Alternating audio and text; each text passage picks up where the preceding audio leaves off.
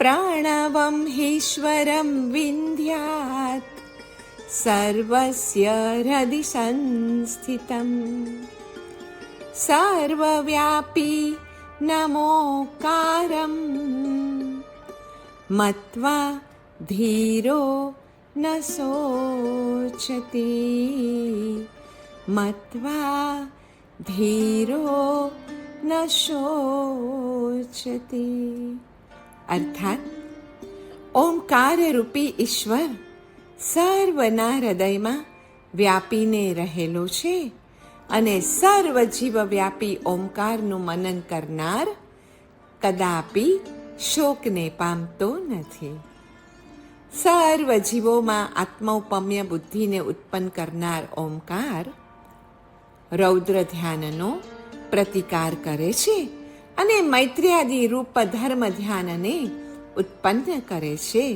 એ પછી અર્હમકારનું ધ્યાન આત્મામાં રહેલ પરમાત્મા ભાવને જણાવે છે, જેથી કામાનું રંજિત આર્ત ધ્યાનનો નિરાશ થાય છે. ઓમ અર્હમ નમઃ આ મંત્ર વડે હિંસાનું રંજિત રૌદ્ર ધ્યાનનો પણ ત્યાગ થાય છે, કેમ કે તેમાં ઓમ મંત્રથી આત્મ સમાન સર્વ જીવોનું ચિંતવન થાય છે.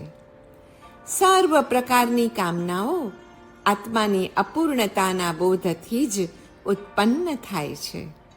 અર્હમકાર પ્રથમ પરમેષ્ઠીના વાચક રૂપ હોવાથી આત્માની પૂર્ણ પરમાત્મ રૂપતાનો તે બોધક બને છે અને તેથી શુક્લ ધ્યાનનું બીજ બનીને તે આર્ત ધ્યાનનો નાશ કરે છે. ઓમ રીમ અર્હમ નમઃ મંત્રનો 1,00,000 વાર જાપ કર્યા પછી દશાંશ હોમ કરવાનું વિધાન છે. જેટલા અક્ષરનો મૂળ મંત્ર હોય ને તેટલા લાખ જાપ કરવાથી એક પુરસ્ચરણ થાય છે. ઉપાસ્ય દેવતાના સાક્ષાત્કાર માટે આવા પુરસ્ચરણોની જરૂર હોય છે. કેન્દ્ર, રેખા, વર્તુળ કેન્દ્રબિંદુ સ્વરૂપ છે.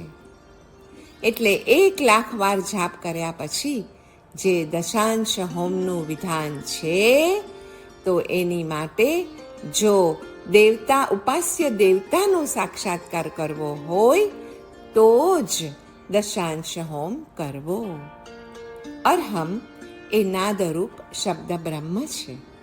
તેનો આદરપૂર્વક જાપ કરવાથી જ્યોતિર્બ્રહ્મ અર્થાત પરબ્રહ્મની પ્રાપ્તિ થાય છે, જે પરમ આનંદ રૂપ છે. સર્વશાસ્ત્રોમાં કહ્યું છે કે જે એગમ જાણઈ સે સવમ જાણઈ. એક આત્માને જે જાણે છે તે સમગ્ર વિશ્વને સર્વ જીવોને જાણે છે. એક આત્માને જો ન જાણ્યો તો તેણે સમગ્ર વિશ્વને જાણ્યું તે ન જાણવા બરાબર છે. એગમ્મી પુઈએ સવ્વે તે પુઈયા હોંતી.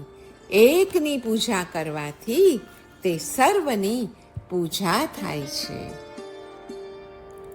રીમ મંત્રમાં પંચ પરમેષ્ઠી શી રીતે સ્થિત છે? વર્તુળ, ત્રિકોણ, લોઢાકાર, વિશુદ્ધ કલા અને દીર્ઘ કલા, આ રીતે પંચ પરમેષ્ઠી માત્ર અને માત્ર એકાક્ષરી મંત્ર હ્રીમ મંત્રમાં સમાવિષ્ટ છે. ઓમ એ સેતુ અને નમો એ પલ્લવ છે. એ રીતે ઓમ હ્રીમ નમો એ મંત્ર થયો. 1. શાંતિકે હ્રીમ સ્વાહા. 2. પૌષ્ટિકે હ્રીમ સ્વધા. 3.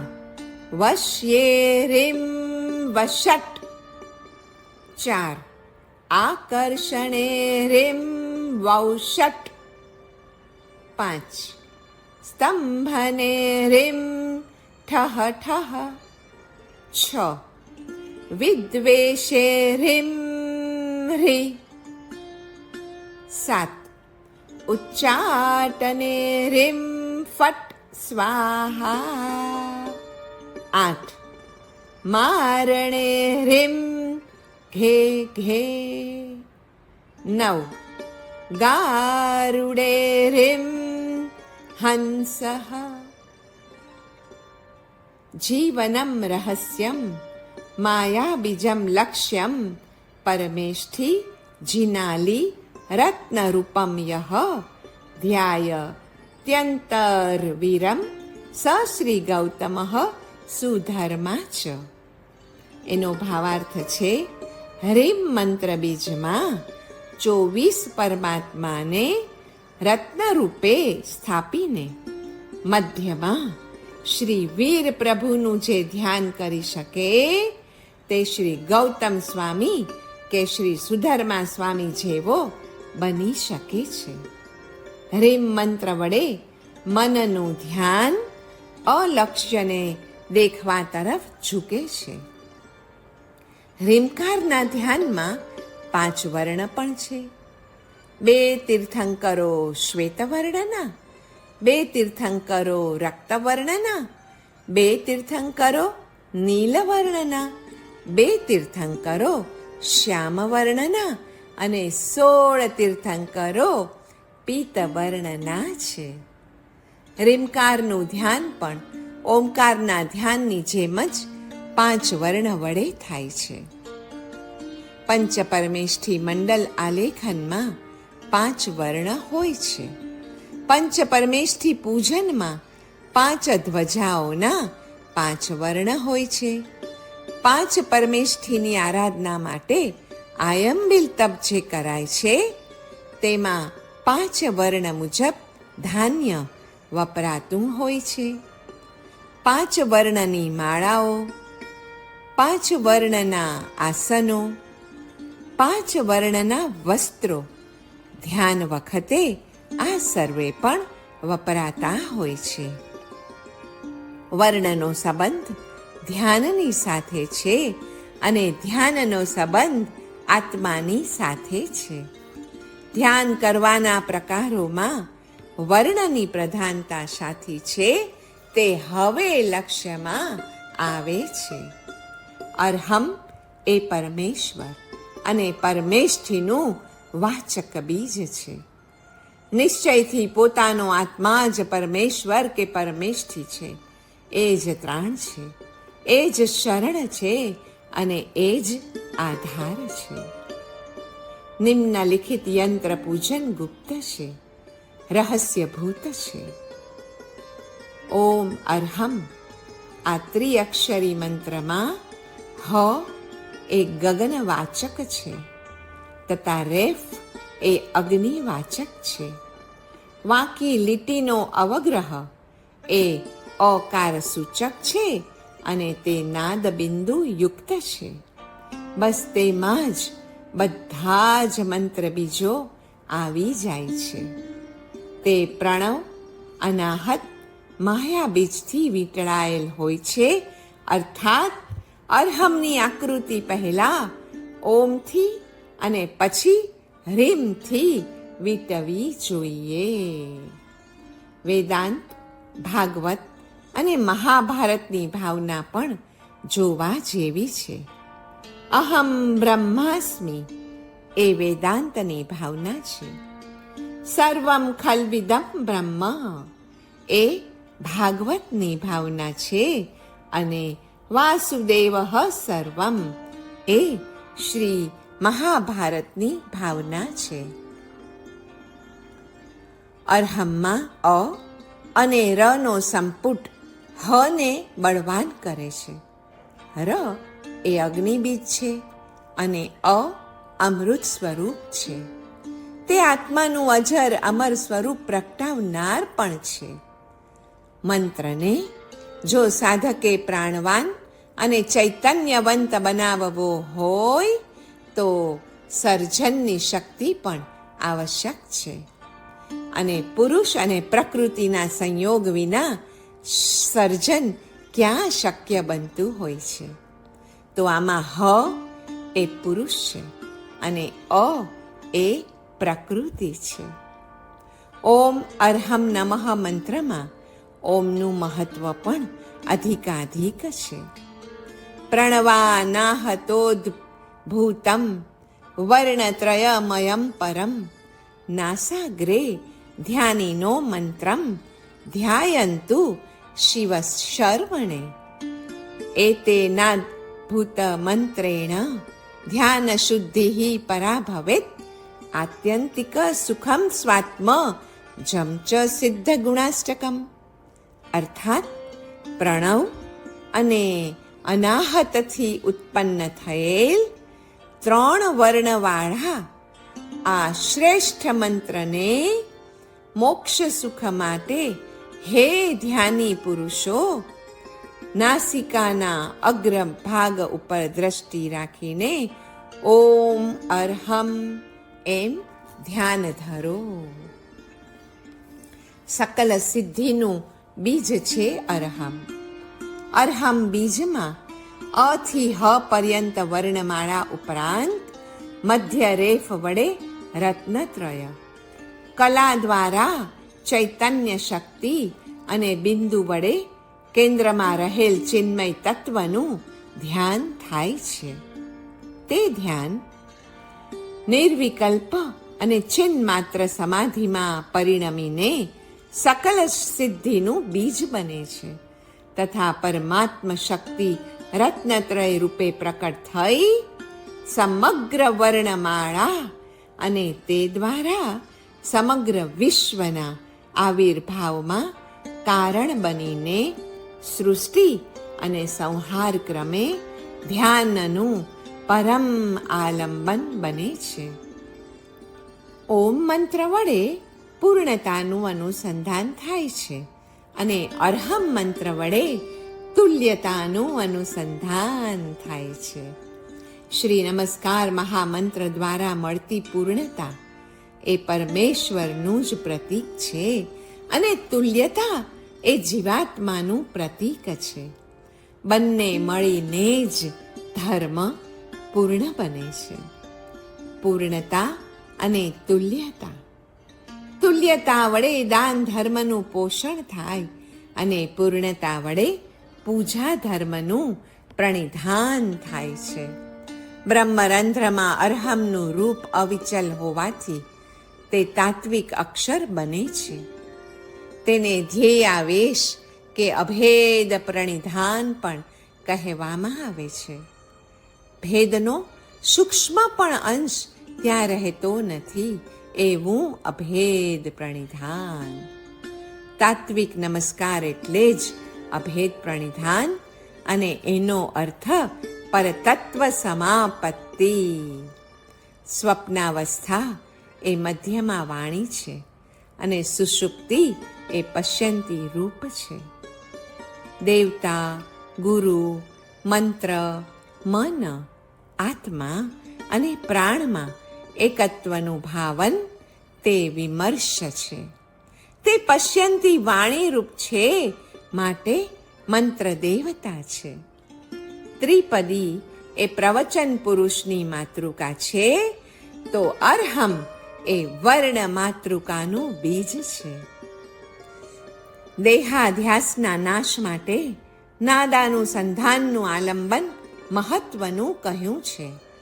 દ્રવ્ય ગુણ પર્યાયના સાદ્રશ્યનું જ્ઞાન પરમાત્માના શુદ્ધ સ્ફટિક સમાન નિર્મળ રૂપના ધ્યાનથી થાય છે. પ્લુતની માત્રાથી દારિદ્ર્યનો નાશ થાય છે. સોહમ ભાવ તે ધ્યાનાવેશ અને ઓમ ભાવ તે ધ્યેયાવેશ. ધ્યેયના વિશેષણો છે અપ્રતીત, અનિરાકૃત અને અભેપ્સિત. આજ્ઞાચક્રમાં અર્હમ બીજનું ધ્યાન કરવું જોઈએ એમ 11 ડિસેમ્બર 1967ની આ રોજનીશીમાં લખ્યું છે. સિદ્ધાસન ઉપર મૂળબંધ લગાવીને અવસ્થિત થઈ આજ્ઞાચક્રમાં હ્રમ બીજાક્ષરને શશિકાંત મણિના રૂપમાં સ્થાપિત કરી અષ્ટદલ કમલમાં નવ પદાત્મક સિદ્ધ ચક્રનું વર્ણબદ્ધ ધ્યાન કરવું. સમવસરણ ભૂમિની રિદ્ધિ સપ્રાતિહાર્ય અતિશયયુક્ત અરિહંત પરમાત્માનું એકાગ્ર ચિત્તે આમ ચિંતન કરવું. તે અભ્યાસને સતત વધારવા માટે શ્વાસનું અનુસંધાન પણ કરવું. સુરતાને શ્વાસાધીન કરવાથી નાદાનું સંધાન થશે. થોડા જ દિવસોમાં ઘંટાદીના નાદનું શ્રવણ અનુભવ ગોચર થશે જ. સહજ આનંદ સાથે હસ્તામલકવત ભેદ વિજ્ઞાન થશે. આત્મદર્શન, આત્મપ્રતીતિ તથા આત્મપરિણમન થશે. પરમાત્મા પદના પરમાનંદ સ્વરૂપની સુખની અનુભૂતિ પણ થશે. અરે સુધા બિંદુના આસ્વાદનો અનુભવ થશે તો હવે હાથ કંકણને આરસીની શી જરૂર. વિશ્વાસપૂર્વક મહિનો માસ કરી જોવાથી સ્વાનુભવ થશે. આમ આજ્ઞા ચક્રમાં અરહમ બીજનું ધ્યાન સિદ્ધાસન ઉપર મૂળબંધ લગાવી અવસ્થિત થઈ અને અવગ્રહ સાથેનો રમ એ બીજાક્ષરને અષ્ટદલ કમલમાં સિદ્ધ ચક્રના વર્ણબદ્ધ રીતે મૂકીને ધ્યાન જરૂર કરવું. શ્રી સિદ્ધ હૈમ બૃહદ વૃત્તિ ગ્રંથમાં અરહમ પદની વ્યાખ્યા કરતા કહ્યું છે કે પ્રણિધાનમ ચાનેન સહ આત્મનઃ સર્વતઃ સંભેદ તદભિધેયેન ચાભેદ અયમેવ હિ તાત્વિકો નમસ્કાર ઇતિ. અરહમ પદનું પ્રણિધાન સંભેદ પ્રણિધાન છે. અરહમ પદનું વાચ્ય પરમાત્મા સ્વરૂપનું પ્રણિધાન તે અભેદ પ્રણિધાન છે અને એ જ તાત્વિક નમસ્કાર છે. અહીં એવકાર વડે નમસ્કાર અને અરિહંતનો અભેદ સૂચિત કર્યો છે. અરહંકાર લબ્ધિ અક્ષર રૂપે ચૈતન્ય સ્વરૂપ પરમાત્મા છે. મંત્રાક્ષરો પ્રત્યે શબ્દ ભાવ નહીં પણ બ્રહ્મ ભાવ રહેવો જોઈએ. દરેક યોગ છેવટે જ્ઞાન યોગમાં જ પરિણમે છે અને ખબર પડે છે કે આત્મા એ જ અરહમ, આત્મા એ જ ત્રાણ અને આત્મા એ જ નમો નમસ્કાર રૂપ છે. અહમ મમ એ મોહરાજાનો મંત્ર છે અને ના હમ ન મમ એ ધર્મરાજાનો મંત્ર છે. અરહમના 7 દ્વાર: સ્વરૂપ, અભિધેય, તાત્પર્ય, ક્ષેમ, યોગ, પ્રણિધાન અને તાત્વિક નમસ્કાર. સૌ પ્રથમ દ્વાર સ્વરૂપ જોઈએ. અવ્યય નિયત સિદ્ધ ચક્ર રૂપ તત્વનું પ્રથમ બીજ એ એનું સ્વરૂપ છે. સ્વરૂપથી ચ્યુત ન થનાર બ્રહ્મકૂટ મંત્રાક્ષર સમાન છે. સંયુક્ત વર્ણોવાળો મંત્ર હ એ મંત્રાક્ષર છે. બાકીના અ વગેરે વર્ણો પરિકર છે. પરિકરયુક્ત મંત્ર કાર્ય સાધક બને છે. મુદ્રા, મંડલ આદિ બાહ્ય અને કલા, બિંદુ તથા નાદ એ અભ્યંતર પરિકર છે. અરહમનું બીજું દ્વાર એટલે અભિધેય. પ્રથમ પરમેશથી સર્વ જગત હિતકર, અનુપમ સૌંદર્ય, અનેક અતિશયો, આમર સૌષધિ આદિ લબ્ધિવાન એ અભિધેય છે. તાત્પર્ય સિદ્ધ ચક્રજીનું આદિ બીજ એટલે અરહમ. અંકુર પુણ્યાનુબંધી પુણ્ય, શાખા ભુક્તિ, ફળ મુક્તિ. હ બીજ સર્વ બીજોમાં અગ્રણી. સર્વ ચક્રોનું સર્વમાન્ય બીજ હકાર છે. ચોથું દ્વાર છે અને પાંચમું દ્વાર છે ક્ષેમ અને યોગ. રક્ષણ તે ક્ષેમ અને પ્રાપણ તે યોગ. અર્હમ એ સકલ ભવ્ય જીવોના યોગક્ષેમને વહન કરાવવા સમર્થ છે. અનાદિ સિદ્ધ માતૃકા સ્મરણથી મનુષ્ય સર્વજ્ઞ થઈ શકે છે. માતૃકા અનાદિ અનંત છે. સિદ્ધાંતનું પરમ પદ છે. આત્માની પરમ જ્યોતિ છે.